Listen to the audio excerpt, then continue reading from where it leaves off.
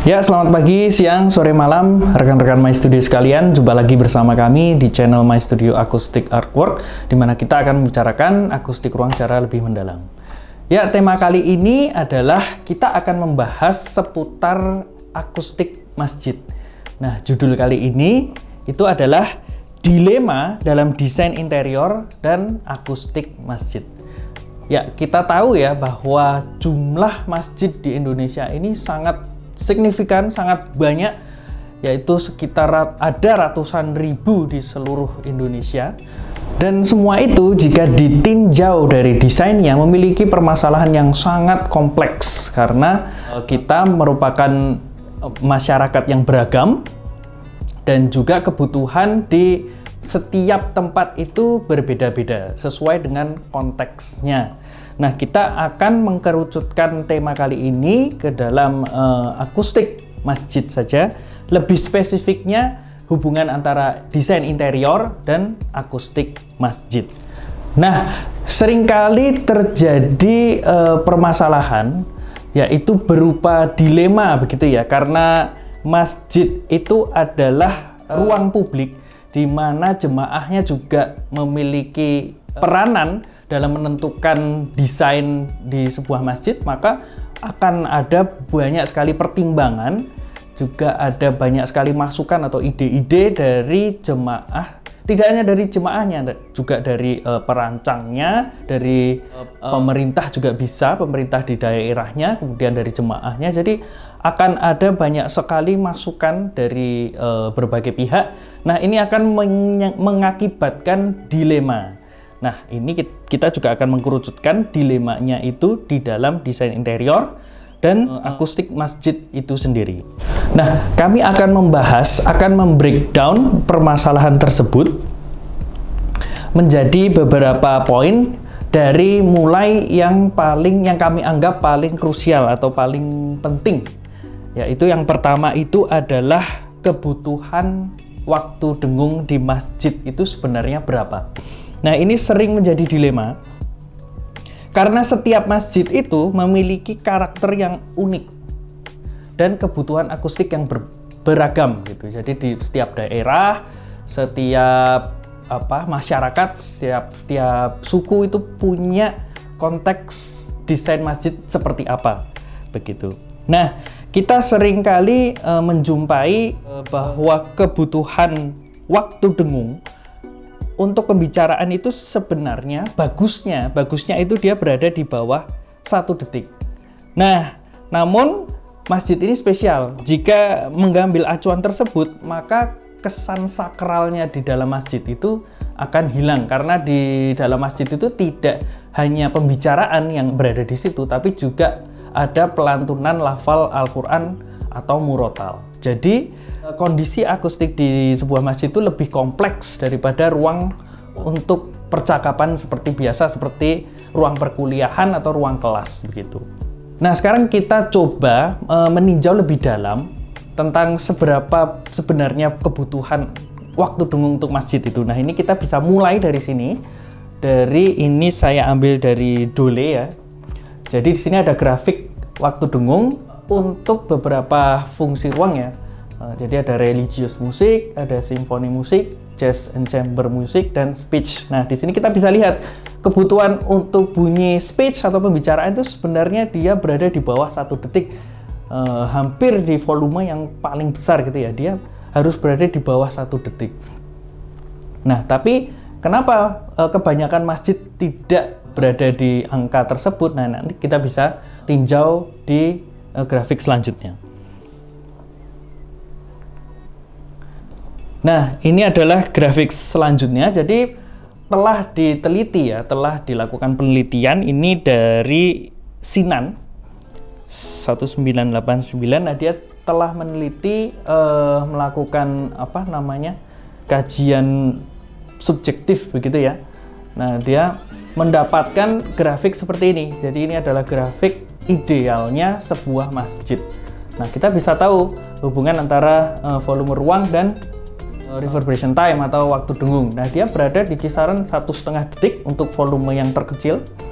Kemudian di volume yang diameter yang paling besar, jadi semakin besar ruang itu kebutuhan atau nilai ideal waktu dengung juga semakin meningkat. Nah, di sini kita bisa lihat 1,5 sampai 2,5 detik. Nah, ini kita bisa lihat perbedaan yang tadi. Kalau kita memakai acuan akustik untuk pembicaraan seperti biasa, seperti ruang perkuliahan gitu, dia justru malah akan berkurang tingkat kesakralannya. Nah, ini juga kita bisa lihat dari penelitian yang lain. Ini adalah penelitian dari Kailil 1988. Nah, ini ada grafik juga. Jadi grafiknya itu yang biru. Yang biru ini juga hampir sama dengan grafik sebelumnya, yaitu antara 1,5 sampai 2,5 detik ya. Nah, ini mendekati 3 detik karena dia volumenya sampai 100.000. Nah, sebelumnya ini. Jadi dari dua penelitian ini hampir mirip gitu. Nah, kita bisa lihat grafik selanjutnya. Ya, ini adalah grafik dari bukunya Harris 1997. Nah, ini di sini juga ada berbagai macam fungsi, kebutuhan waktu dengungnya berapa. Nah, kita bisa lihat ruang ibadah, ya, misalnya gereja gitu ya, ada Catholic Church dan Protestant Church. Nah, ini bisa dibedakan. Gereja itu ada yang tipenya untuk agama Katolik dan agama Protestan itu berbeda juga. Nah, di sini tapi identik dari dua ruang ibadah ini memiliki waktu dengung yang lebih dari 1 detik begitu. Nah, kita bisa lihat Protestant Church itu lebih rendah daripada Catholic Church. Kemungkinan dia di dalam gerejanya itu ada banyak alat musik begitu ya, alat musik. Jadi dia perlu waktu dengung yang lebih rendah karena dia menggunakan sound system yang cukup kompleks juga di situ. Sedangkan Catholic Church itu lebih sakral dia, karena di dalamnya itu lebih pada bacaan-bacaan dan juga khotbah yang lebih sakral daripada di Protestan begini. Nah, kita bisa lihat dari sini, kita bisa lihat ada kesamaan antara, ada kemiripan antara kebutuhan waktu dengung di masjid dan juga kebutuhan waktu dengung di gereja Katolik. Ya, ini menurut Beranek. Jadi mereka hampir identik. Ya, jadi kita bisa lihat ya kesimpulannya bahwa kebutuhan waktu dengung untuk masjid itu sebenarnya tidak identik dengan kebutuhan untuk pembicaraan begitu ya. Jadi dia perlu waktu dengungnya lebih tinggi begitu agar bisa mempertahankan kesan sakralnya. Ya, lalu bagaimana kita sebaiknya menentukan waktu dengung masjid yang ideal? Nah, ini menurut preferensi kami ya. Jadi ini preferensi, jadi setiap user nanti juga bisa berbeda preferensinya. Nah, kita tahu bahwa menurut beberapa penelitian yang telah kita jelaskan tadi, itu memiliki waktu dengung yang ideal untuk masjid itu ya, itu di atas 1,5 detik ya. Setiap ada penambahan volume, dia akan bertambah juga kebutuhan waktu dengungnya.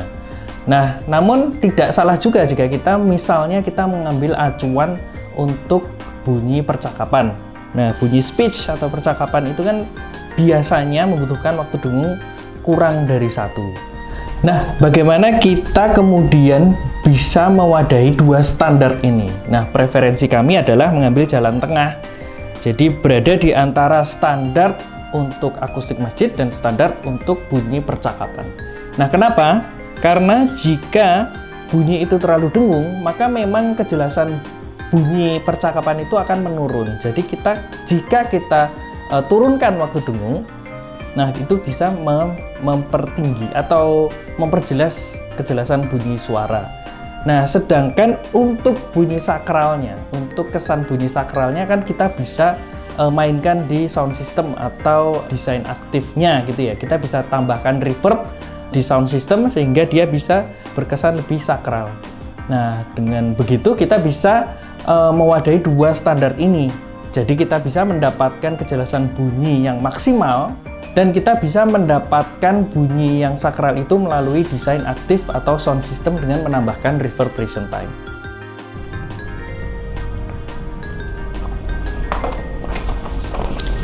Nah, kemudian dilema yang kedua itu adalah menutup kubah atau tidak. Nah, kubah ini biasanya adalah permasalahan yang cukup umum di hampir kebanyakan masjid ya. Nah, kubah itu merupakan masalah yang cukup krusial karena dapat menyebabkan pemusatan bunyi. Nah, kita bisa lihat di sini pemantulan dari sebuah kubah. Jika sumber bunyinya itu berada di dekat dengan kubah, maka bunyi itu akan balik. Mau dia bicara dimanapun, bunyi itu akan balik ke dia, dan itu akan menyebabkan bunyi yang gema yang terlalu dominan begitu. Nah, jika masjid itu belum terlanjur dibangun, maka kita perlu tinjau dulu titik fokus kubah berada di atas telinga kita atau tidak. Nah, ini kita bisa lihat di gambar selanjutnya. Nah, di sini kita bisa lihat kubah itu berada cukup tinggi ya dari permukaan tanah, dan juga kubahnya itu tidak mencakup keseluruhan ruangan. Nah, di sini kita bisa lihat jika kubahnya itu cukup tinggi dan rasio dengan luas seluruh ruangan itu tidak terlalu besar.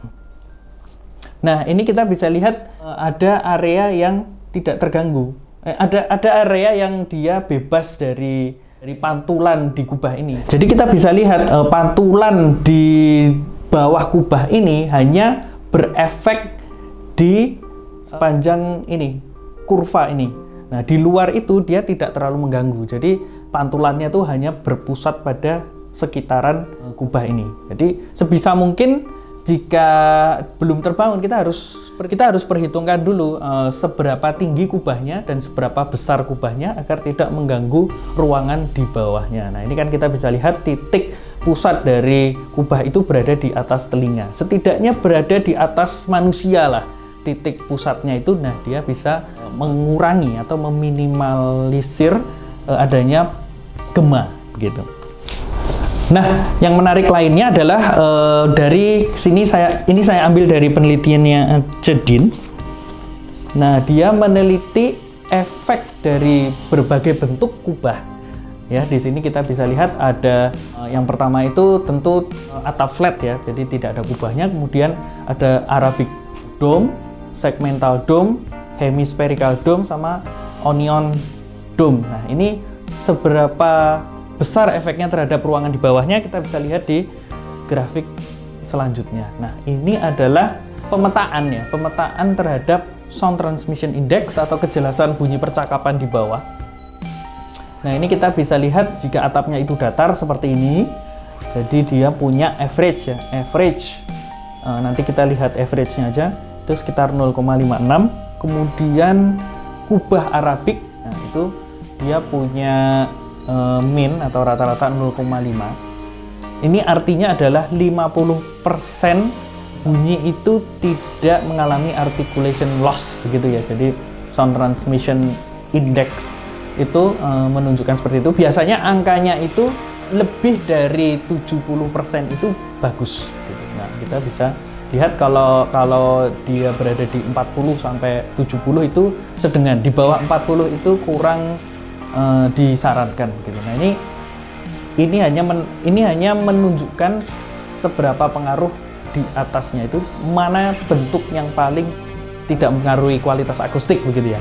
Nah, ini kita bisa lihat Arabic dome, kemudian segmental dome itu 0,56, kemudian onion dome itu 0,55 ya. Nah, hemispherical dome itu 0,54. Nah, kita bisa lihat nilai yang paling tinggi itu adalah segmental dome, dan yang paling rendah itu adalah Arabic dome. Nah, kita lihat di bentuk yang tadi ya. Segmental dome itu seperti apa sih? Nah, segmental dome itu dia, nah seperti ini dia ya. Dan kemudian ini yang paling tinggi nilai sound transmission index-nya, jadi yang paling bagus. Kemudian yang paling jelek itu di Arabic dome. Nah, ini kita perlu pertimbangkan juga jika kita memang memilih untuk menggunakan Arabic dome, nanti ketinggiannya berapa, dimensinya berapa, agar tidak mengganggu ruangan di bawahnya. Tapi dari sisi bentuk akustiknya dengan ketinggian yang sama, nah ini segmental dome ini memiliki STI yang paling tinggi, kemudian Arabic dome ini memiliki STI yang paling rendah, average-nya ya. Nah, Kemudian, nah, jika sudah terlanjur dibangun dan ternyata memang bermasalah, misalnya kubah terlalu besar dengan ketinggian yang cukup rendah, atau kubahnya itu terlalu tinggi dibandingkan rasio di bawahnya, nah itu maka kita perlu menggunakan material luna di dalam kubah atau memasang ornamen dengan bentuk yang tidak rata. Ya, yang pertama bisa kita jelaskan dari mappingnya ya, atau dari pemetaannya, yaitu mulai dari yang no dome atau plafon datar. Nah, kita bisa lihat sebaran bunyinya di bawah plafon itu seperti apa. Jadi seperti ini, dia cenderung lebih menyebar gitu ya, dibandingkan yang ada kubah. Nah, kita bisa lihat kubah, setiap kubah itu punya persebaran bunyi yang berbeda-beda dari bentuknya itu ya. Dari Arabic Dome, nah dia persebarannya seperti itu, jadi dia ada pemusatan di tengah, kemudian dia menyebar itu dengan intensitas yang lebih besar daripada di bawah itu. Misal kita lihat dari segmental dome. Nah, dari segmental dome itu kita bisa lihat pemusatan itu lebih sedikit ya terjadi di situ. Nah, jadi lebih, istilahnya lebih sempit gitu pemusatannya. Nah, kemudian kita bisa lihat di onion dome. Jadi persebarannya seperti itu. Di onion ini ada fenomena yang cukup menarik juga. Jadi di tengah itu justru ada kejelasan bunyi yang cukup jelas ya di situ di tengah gitu. Jika sumber suaranya di situ, kemudian di bawah itu dia malah, di bawah dome itu malah dia jelas. Nah, di sini ada beberapa posisi yang dia malah kejelasan bunyinya tuh malah meningkat. Tapi nanti tergantung juga dari sumber suaranya sebelah mana begitu ya. Nah, kemudian di hemispherical dome ini yang mirip dengan Arabic Dome tadi. Nah, dia persebarannya seperti itu, pemusatannya juga lebih luas daripada dome yang lain. Ini bisa kita lihat seperti ini. Jadi kita bisa memasang absorber berbentuk misal mineral wool dibungkus kain atau busa begitu. Nah, kita bisa tempelkan di setiap permukaan dome ini. Nah, tentu saja ini nanti akan mengurangi estetika dari perencanaan sebelumnya. Biasanya seperti itu. Jadi perencanaan sebelumnya itu menginginkan bentuk yang polos, misal seperti itu, tapi kita tempeli panel ini, jadi nilai arsitekturnya atau value arsitekturnya itu juga akan berkurang. Begitu. Nah, ini nanti akan menjadi pilihan. Jadi memang sebaiknya direncanakan sebelumnya. Jadi pas perencanaan itu sudah harus direncanakan. Atau kita juga bisa memasang relief gitu ya. Jadi relief timbul seperti itu. Jadi ornamen yang timbul gitu, sehingga dia bisa menyebarkan bunyi secara random begitu. Jadi dia di-diffuse di sini untuk mengurangi efek dominan dari pantulan yang spekular, pantulan yang dominan ke arah sumber bunyi begitu. Nah, kita bisa pakai cara itu, memasang penyerap atau memasang ornamen. Nah, jika itu tidak memungkinkan lagi, kita bisa menggunakan anti-dome. Nah, ini saya juga belum tahu anti-dome itu seperti apa. Mungkin teman-teman bisa menuliskan di komen di bawah anti-dome itu seperti apa.